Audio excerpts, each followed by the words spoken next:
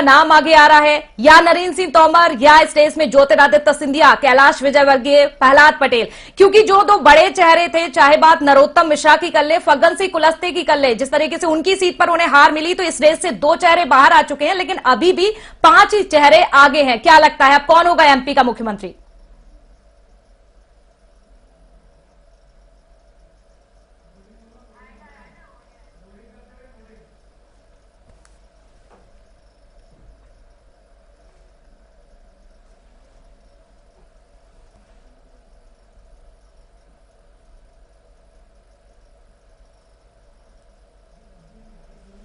चुनाव होने के बाद बड़ा सवाल यही है कि मुख्यमंत्री कौन होगा। इसको लेकर लगातार कल भी दिल्ली में बैठक हुई थी, मध्य प्रदेश में बैठक हुई, दिल्ली बीजेपी मुख्यालय में बैठक हुई थी।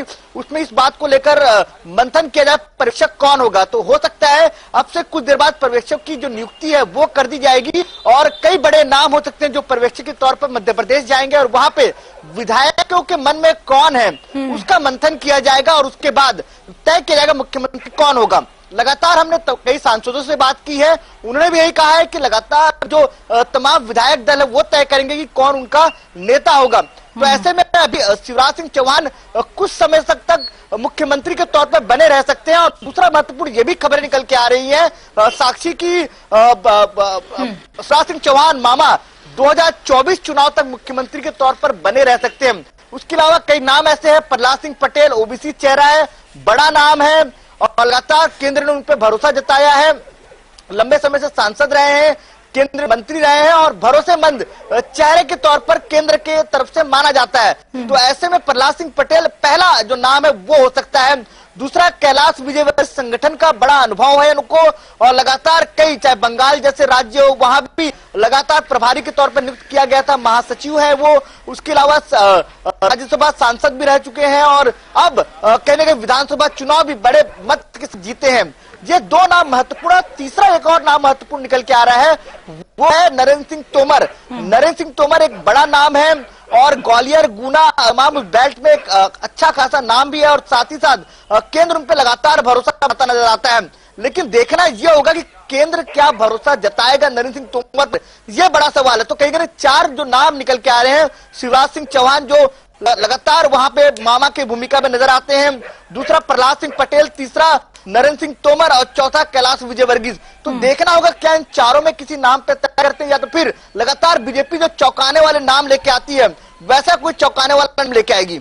बिल्कुल पंकज, यहाँ पर जिस तरीके से आपने जो जानकारी दी है कि शिवराज सिंह चौहान को कहा जा रहा है कि 2024 तक के लिए मुख्यमंत्री बनाया जाए, क्या लोकसभा चुनाव के बाद ये बदल दिया जाएगा? क्या शिवराज सिंह चौहान का इतना कद बढ़ा दिया जाएगा कि केंद्र की राजनीति में उन्हें उतारा जाए? और एक बात और, अगर इतिहास के पन्नों को पलटकर देखा जाए बीजेपी में, तो यहां पर इतने लंबे समय तक कोई कुर्सी पर नहीं बैठा है जिस तरीके से शिवराज सिंह चौहान का इस रेस में नाम आगे आता है। पंकज,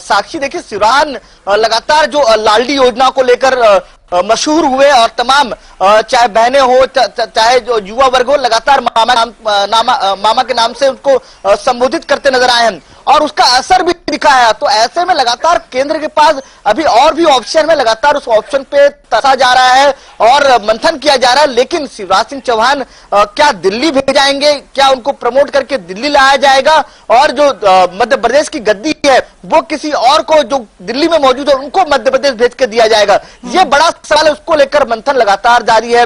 अभी कुछ देर पहले कमलनाथ खुद मिलने गए शिवराज सिंह चौहान से बधाई देने के लिए। उसके अलावा दिल्ली में अभी जेपी नड्डा के साथ नरेंद्र सिंह तोमर, प्रहलाद सिंह पटेल और ज्योतिरादित्य सिंधिया बैठक कर रहे हैं पार्लियामेंट संसद भवन में अंदर। तो कहने का ये भी मंथन होगा कि कौन जो वरीयता के तौर पर किसको मौका दिया जाए, ये बड़ा सवाल होगा और ये देखना होगा क्योंकि विधायक दल तय करेंगे कि कौन उनका नेता होगा और दिल्ली भी तय करेगा। दिल्ली भी अपनी तरफ से कुछ नाम भेजेंगे और उसके बाद उसमें से जो पर्यवेक्षक वहां मौजूद रहेंगे उस नाम पे तय करेंगे। तो ये भी प्रक्रिया करीबन 2 या 3 दिन की प्रक्रिया होगी क्योंकि आज पर्यवेक्षक नियुक्त होंगे तो कल वो पर्यवेक्षक आज या कल पहुंचेंगे, तमाम विधायकों दल से बात करेंगे, उसके बाद वो रिपोर्ट दिल्ली पहुंचाई जाएगी, फिर राष्ट्रीय अध्यक्ष और प्रधानमंत्री मोदी और चाणक्य कहे जाए गृह मंत्री अमित शाह ये तय करेंगे कौन मुख्यमंत्री होगा। उसके बाद नाम का ऐलान किया जाता है और ये भी सूत्रों से खबर आ रही है कि इस हफ्ते के अंत तक शपथ ग्रहण हो जाएगा नए मुख्यमंत्री का।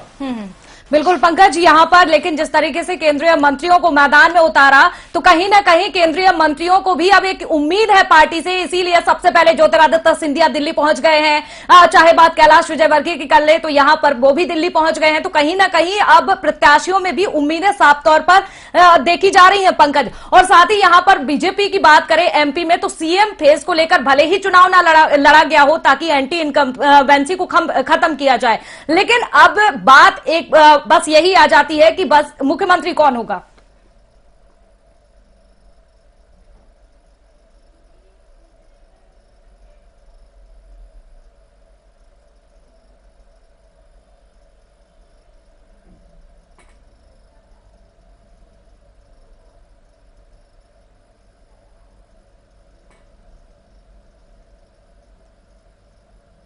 देखिए बिल्कुल सही कह आप। देखिए मध्य प्रदेश हो, छत्तीसगढ़ हो, राजस्थान हो, तीनों जगहों पर खासतौर पर किसी भी चेहरे को आगे नहीं किया गया और कोई भी मुख्यमंत्री का चेहरा नजर नहीं आया है। वहां पे चेहरा सिर्फ प्रधानमंत्री नरेंद्र मोदी थे। इसके अलावा चेहरे के तौर पर विकास था, जो दिल्ली का विकास जो मध्य प्रदेश तक पहुंचा है, मध्य प्रदेश का विकास जो जनता तक पहुंचा है, ये दो समीकरण रहे हैं। उसकी वजह से कहीं ना कहीं मध्य प्रदेश जीत हुई है।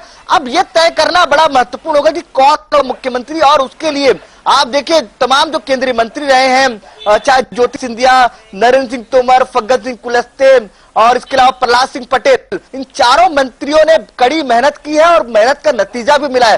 खैर फग्गन कुलस्ते अपनी सीट खुद नहीं बचा पाए, लेकिन अब ये देखना पड़ेगा पार्टी क्या तय करती है। वोट बैंक के हिसाब से समीकरण ओबीसी चेहरा लेके आती है तो ओबीसी चेहरे के तौर पर प्रहलाद सिंह पटेल का नाम सबसे आगे होगा।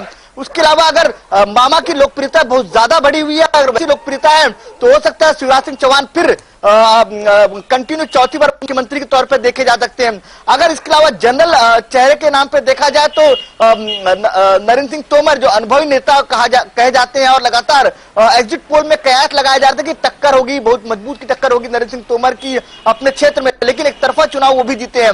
तो ये तमाम नाम है और कैलाश विजयवर्गीय जिनको संगठन का बड़ा अनुभव भी है, तो हो सकता है कि केंद्र उन पर भी भरोसा जता सकता है। तो ये कई नाम निकल के आ रहे हैं और देखिए भारतीय जनता पार्टी पे कभी भी साक्षी भरोसा नहीं किया सकता, वो चौंकाने वाले नाम जरूर देती है। और ये भी हो सकता है कि जो विधायक दल में कोई नया चेहरा हो और उन्हें मौका दे दे और कहे कि ये मुख्यमंत्री होंगे, तो ये भी संभव हो सकता है। लेकिन देखना होगा कौन हो सकता है, क्योंकि एक और नाम जो था नरोत्तम मिश्रा, वो चुनाव हार गए, तो ऐसे में बीजेपी अब उनको मौका देगी नहीं। तो अब ये देखना होगा किसको मौका मिलता है और किसके जो सर पर ताज आता है मध्य प्रदेश का। बिल्कुल पंकज, अभी तक ये लड़ाई कांग्रेस पार्टी से थी, लेकिन अब ये कुर्सी की लड़ाई देखनी होगी कि आखिर